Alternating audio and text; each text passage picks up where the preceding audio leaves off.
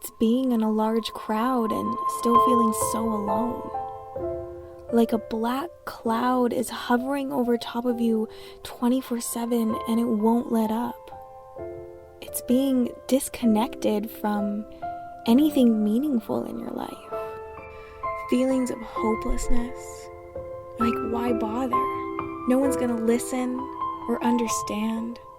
No one can truly see me.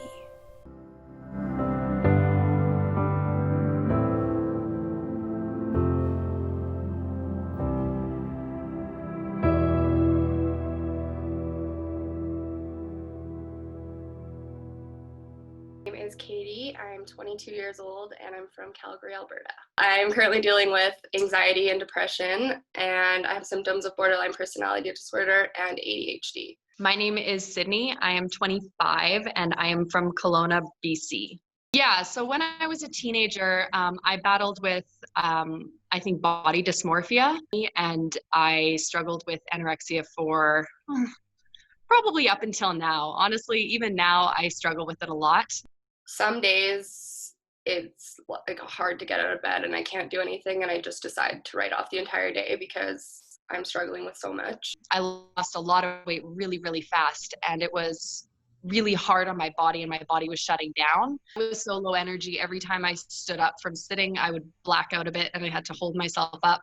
My borderline, I pushed people away a lot because I still do have a huge fear of abandonment. And for me, it was easier to push people away before they could push me away. I lost a lot of weight in a short time, and I kept losing because people were saying, oh, you look so good. You're doing such a good job. Like, they wanted to know how I got to where I was. And in reality, I did it by hurting myself insanely. I was really insecure, really lonely.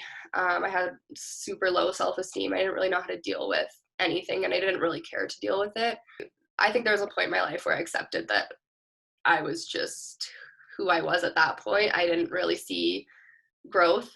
I wouldn't talk about it because it sounded like an attention-seeking thing to me. It sounded like I was trying to get people to ask me about me.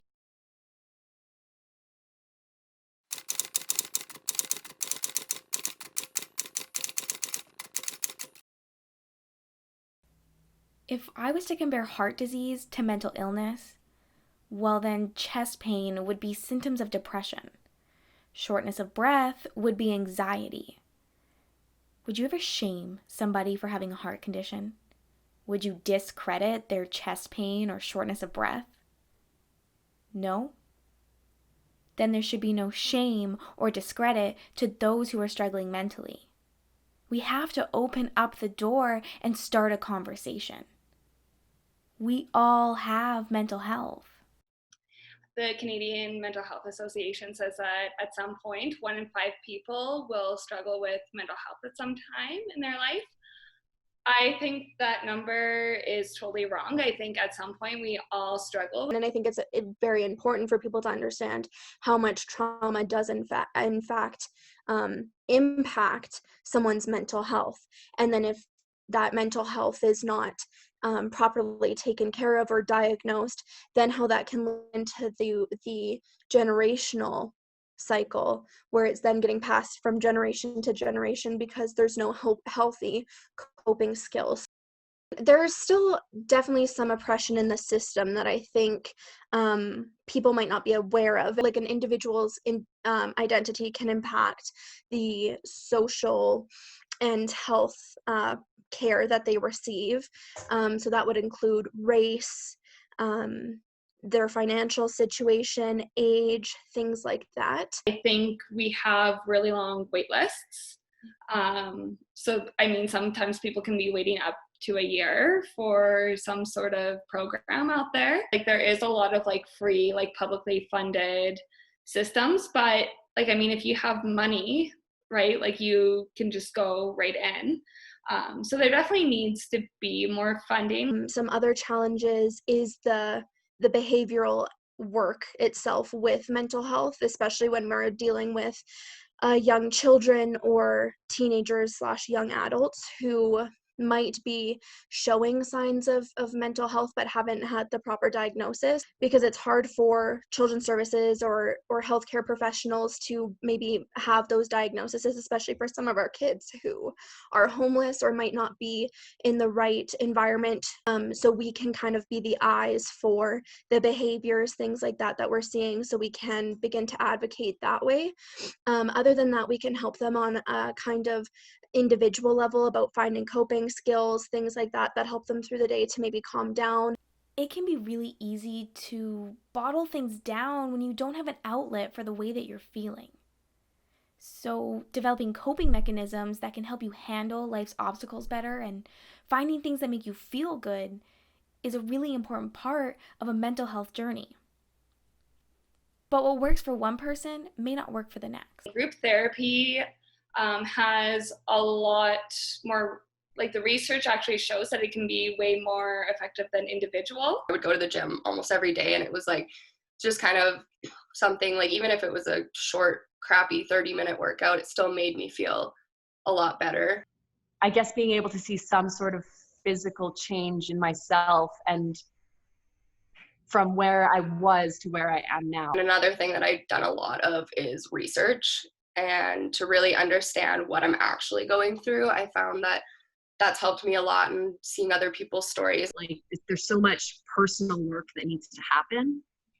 Essentially, I say it's like a toolbox that we have to give you, and I can, like, show you the tools, give you the tools, but at the end of the day, unless, like, you're willing to put the effort in and to make those changes in your life, like, you're not going to see any difference at all. And that's, sometimes it takes people 2, 3, 6, 10 times. It definitely was not linear. I had a really, really good month, but then I would have a really, really bad month, and that was really challenging for me, because it was like, why don't I just give up? If it's not going to go my way, I should just give up.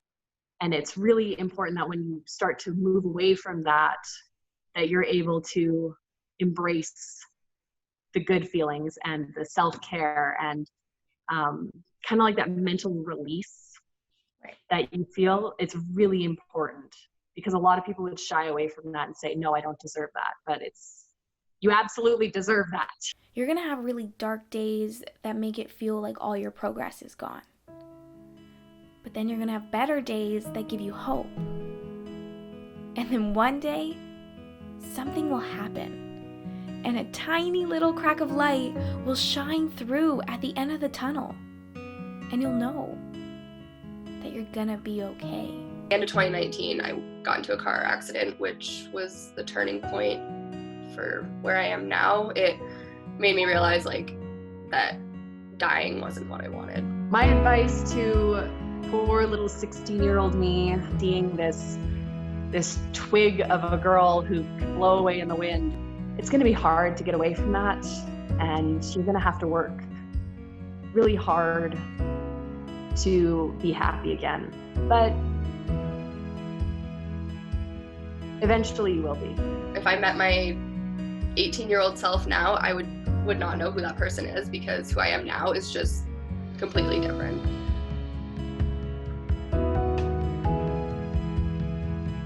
I'm not who you would think of when you think of someone who's depressed or anxious or who has borderline personality disorder. But here I am. And I think that it's important to recognize that it literally happens to anyone. There's no roadmap, there's no guidelines, there's no easy 5-step process. But we have the resources and the professionals, and we have each other. We have to open up the door and continue the conversation. And together, we can save lives.